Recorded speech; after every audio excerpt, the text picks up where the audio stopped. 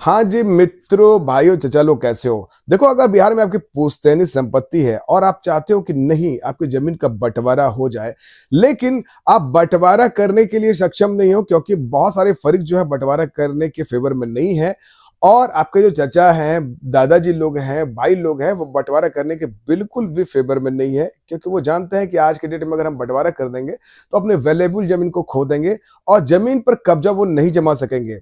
और अगर भविष्य में उनको जमीन बेचनी पड़े तो ऐसी परिस्थिति में बंटवारा अगर कर देते हैं तो वो जमीन को बेच भी नहीं पाएंगे। ऐसी समस्याएं बहुत सारे लोगों के साथ हैं और बहुत सारे लोग बिना बंटवारा के भी जमीन बेच के अच्छे खासे मुनाफे में रह रहे हैं और जिनके हक की संपत्ति है उनको उनका हक ही नहीं मिल रहा है। तो ऐसी परिस्थिति में अगर आप अपने बिहार के जमीन में बंटवारा करना चाहते हो तो आपको ये पूरा वीडियो देखना चाहिए। अगर आप इस वीडियो को पूरा देखोगे तो पता चलेगा कि आप अपने जमीन का हिस्सा बंटवारा अपने पक्ष में कैसे करवा सकते हो। इसकी बहुत सारी प्रक्रिया है और खास करके बिहार सरकार ने भी एक जबरदस्त नियम निकाला है।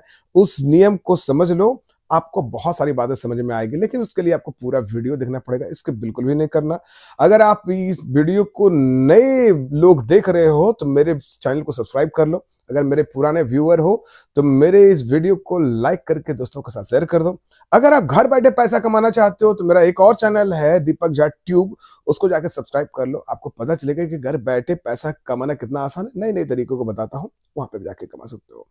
देखो, बिहार में अगर जमीन का बंटवारा करना चाहते हो तो बिहार सरकार ने बहुत अच्छा नियम निकाला है।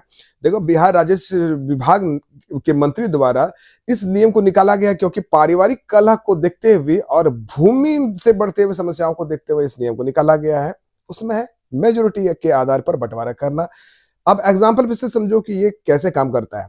देखो, अगर किसी घर में 10 व्यक्ति हैं और 6 व्यक्ति अगर चाहते हैं कि बंटवारा हो और 4 व्यक्ति जो हैं वो चाहते हैं कि बंटवारा ना हो, तो मेजोरिटी अगर 6 व्यक्तियों की है तो वहां पे बंटवारा होगा।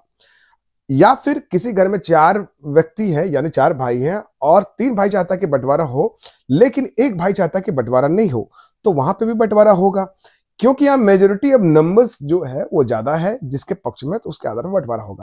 लेकिन वहां कुछ नियम और शर्तों का भी उल्लेख किया गया है। वो जो नियम शर्तें हैं वो है कि जो भी व्यक्ति जो बंटवारा में संलिप्त नहीं है, जैसे 4 भाई का एग्जांपल दिया जो बंटवारा में संलिप्त नहीं थे, या फिर एक भाई का जो मैंने एग्जांपल दिया जो बंटवारा में संलिप्त थे, उनके हिस्से में कहीं पर किसी प्रकार की कमी नहीं की जाएगी। यानी अगर 4 भाइयों के बीच में बंटवारा हो रहा है तो फिर वहां 4 भाइयों का एक एक चौथाई का अंश वहां पे लगना ही चाहिए। आप ऐसा नहीं कर सकते उसके उस भाई का अंश भी अपने नाम करके बंटवारा कर सकते, ऐसा नहीं होना चाहिए। जब आप मेजोरिटी के आधार पर पंचनामा अगर तैयार करें तो उस भाई को वहां पे दिखला लेना है और दिखला लेने के बाद उसको वहां संतुष्ट कर देना है। अगर वहां पे उनके हिस्से में किसी प्रकार की वहां कोई कमी आएगी तो न्यायालय का शरण लेंगे। अगर उनका हिस्सा सही मिलेगा तो न्यायालय में उनको किसी प्रकार की कोई राहत नहीं मिलेगी। लेकिन यहाँ पे और भी कुछ बातों का आपको ध्यान देना है कि जो भी पंचनामा आप यहाँ पे तैयार करेंगे वो पंचायत समिति के पास उसको लेकर जाएंगे और पंचायत समिति के जो सदस्य हैं वो वहां पे उसमें साइन करेंगे और तब वो आपका वेरीफाई होगा कि नहीं आपने आपसी सहमति के द्वारा उसमें बंटवारा कर लिया है और उस बंटवारा के आधार पर हम इसको केवला दलील में बदलना चाहते हैं और अपना रजिस्टर्ड बंटवारा करना चाहते हैं, तो पंचायत समिति का वहां दस्तखत होना भी बहुत मस्त है।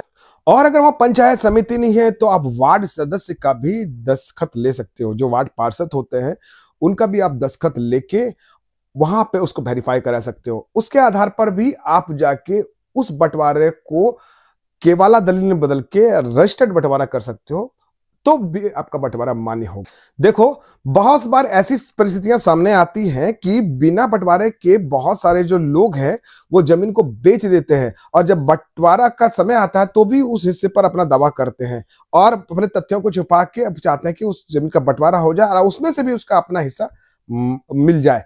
लेकिन अगर ऐसी परिस्थितियां सामने आती है, अगर उसने अपने अंश का हिस्सा उसने बेच दिया है तो उस चौथे भाई को हिस्से में देने की जरूरत नहीं है। मैं एग्जांपल के थ्रू बता रहा हूं। अगर 3-4 भाई है तो चौथे भाई को वहां पे उस हिस्से को देने की जरूरत नहीं है।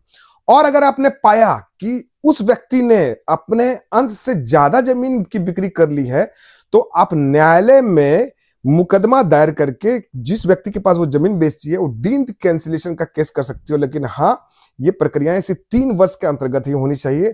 3 वर्ष के बाद अगर करोगे तो लिमिटेशन पीरियड खत्म हो जाएगा और आपका डीड कैंसिलेशन का जो प्रक्रिया है वो न्यायालय में नहीं चलेगी। कभी कभी ऐसा ही देखने को मिलता है कि आप अगर घर से बाहर रह रहे हो और आपके जो भाई और चचा लोग हैं बहुत सारी जमीनों को बेच चुके हैं, तो आप यहां पे क्या करोगे, आपको वहां बताना पड़ेगा कि जमीन बेचने का जो नॉलेज है मुझे अभी अभी हुआ है, और अपने नॉलेज को प्राप्त करने के बाद हम आप रजिस्ट्री ऑफिस गए और वहां से आपने सर्टिफाइड कॉपी उठाया, तब जाके आप न्यायालय में मुकदमा कर रहे हो। इस चीज को वहां पे आपको कोर्ट में बताना पड़ेगा और डीड कैंसिलेशन का वहां पे केस कर देना है अगर आपका हिस्सा बेच दिया गया है। तो अगर आप अपने हिस्से को दावा कर रहे हो और आपका हिस्सा वहां पे नहीं मिल रहा है, पता चलता है कि आपका जमीन बेच दिया गया है, तो आप डीड कैंसिलेशन के केस करके अपने हिस्से को प्राप्त कर सकते हो।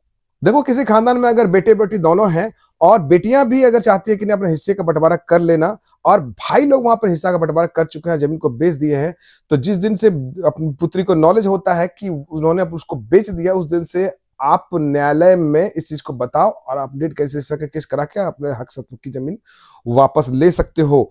तो ये जो प्रक्रिया है इसके आधार पर भी अपना आप दावा प्रस्तुत कर सकते हो, क्योंकि आज के जमाने में पुत्रियां भी किसी भी संपत्ति पर समान अधिकारनी है।